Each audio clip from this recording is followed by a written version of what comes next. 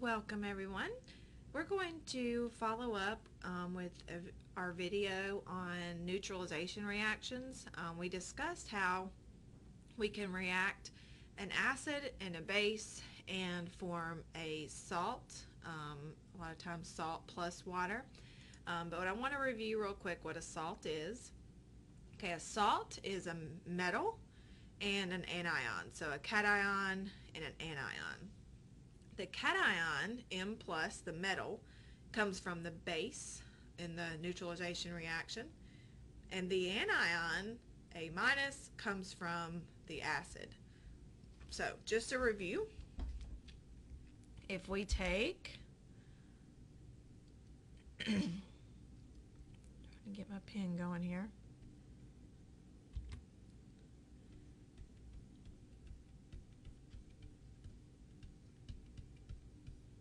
Alright, so we have an acid, HCl, and a base, NaOH. If you are still trying to learn these acids and bases and get familiar with these, know that you can find these charts anywhere, strong acids, weak acids. If you're in my class, the charts are all through the PowerPoint, so you can also look at them there. And I'll pull up a few in a second.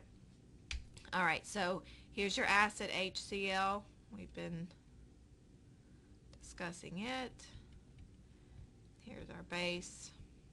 Okay, both of these are strong. So this is a strong acid and a strong base. Alright, it says our salt. The cation comes from the base, the metal. So that would mean Na, right? And the anion of the salt comes from the acid. So if you look at the acid, we know that the hydrogen donates, okay, leaving behind chloride. So sodium has a +1 charge. Negative and positive immediately attract. Okay, they both have one wants to gain one wants to lose an electron, therefore they make a 1-to-1 ratio. Okay, and then of course here we have HOH makes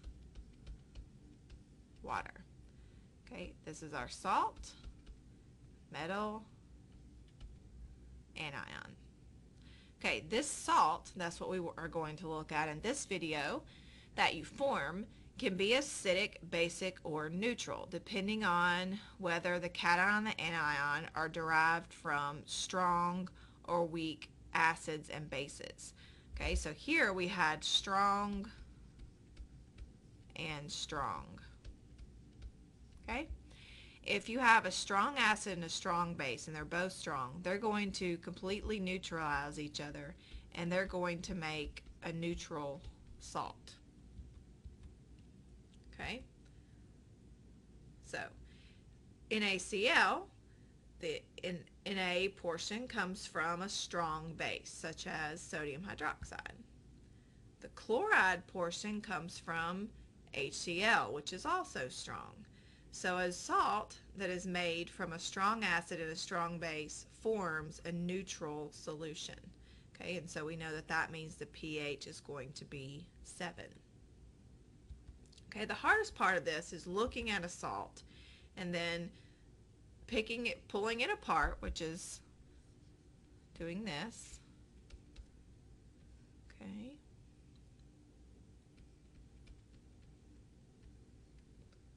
You pull it apart, and then you have to think about where was this component of the salt, what was it derived from? Okay, so once again, Na, right away I know it's the metal, it's from the base. So again, it's from NaOH, which we know is strong. Okay, now you want to look at, now this is small for you to see, but this is in your book or you can find these online. But if you look here, HCO3, what here looks anything like that? Okay, look here. Okay, so that portion of the salt must have come from carbonic acid, right? Because it's just missing one hydrogen. Okay, and so it's derived from carbonic acid. And if you look on your thing here, it is a weak acid. So if you think about it, if you react a strong base and a weak acid, then you're going to have some base left over, right? It's going to make the salt basic, okay? Because if it's stronger, it's going to neutralize out that weak acid, and then you're going to have the salt, which is going to be more basic. So the pH is going to be greater than 7. So when you have a strong base, think basic, right? If you have a strong base and the acid's weak, then your salt is going to be basic. Okay, the opposite is true for this example. So here's our cation portion. Okay, that may look a little funny to you right now, but we're going to pull it apart. So Cl, we know, probably came from HCl, okay, just like our first example. And this is strong. Okay, this portion, okay, is typically our metal, right? But here it's a polyatomic ion. Okay, so right away I'm thinking, okay, so this is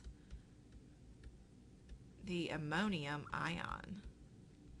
Okay, so what base does that look like? Okay, a base gained a proton. So if we pull off a hydrogen, okay, so this is from the base, then it came from ammonia. Okay, so in our book or in any tables that you might be looking at, we know ammonia is a weak base. Okay, so what you do here to pick these apart, right? You look at what it derived from. So you pull out, so that we know that that salt here that had gained a hydrogen, so pull it away, right? To look at what it was derived from. Okay, chlorine lost a hydrogen, so put that hydrogen back and see where it was derived from. So we have a strong acid and a weak base. Any of these nitrogen containing bases are weak. Okay, and so if it's strong acid and a weak base and they react to form this salt, okay, here is our salt.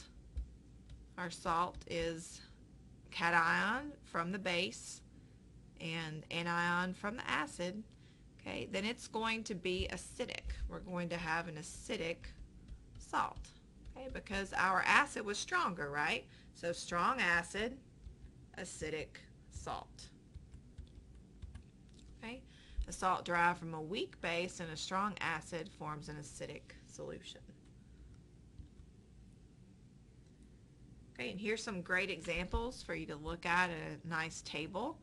Examples of a strong acid and strong base, cation, anion, and here's some examples of salts. So if you pull those apart, they would be from strong acids and strong bases, like we just did. If you have a strong base and a weak acid, those are your constituent parts that form your salt, then you're going to have a basic salt. And here's some examples. And then an example here, we just looked at this one. Okay, if you have a weak base and strong acid that made the salt, then you're going to have an acidic salt. Okay, so whichever one is stronger, that's what your salt, that's the characteristic of your salt. Okay, I wanted to do this practice problem. I pulled it exactly from your homework, just so if you had any questions with it, I thought there might be a few, and so I went ahead and pulled it. And we're doing it I think it's exactly like it. So you're given two tables. You don't really have to use them that extensively, but we want to know for each of these salts. So here's my salts. We want to know whether the salt would be acidic, basic, or neutral when dissolved in water. And so I'm going to go ahead and tell you all of these are neutral. Okay, so that means we have these salts were derived from strong acids and bases. Okay, so remember, our salt is formed from the cation from the base. Okay, so if you look at Ki, it would be derived from KOH, okay, potassium hydroxide, which is strong. And then the anion, here it is there, okay, that comes from this here, which is also strong. So if they're both strong, they neutralize each other out and form a neutral salt. Okay, here we have calcium nitrate. So the calcium is going to come from calcium hydroxide, which is also strong. And then we're going to have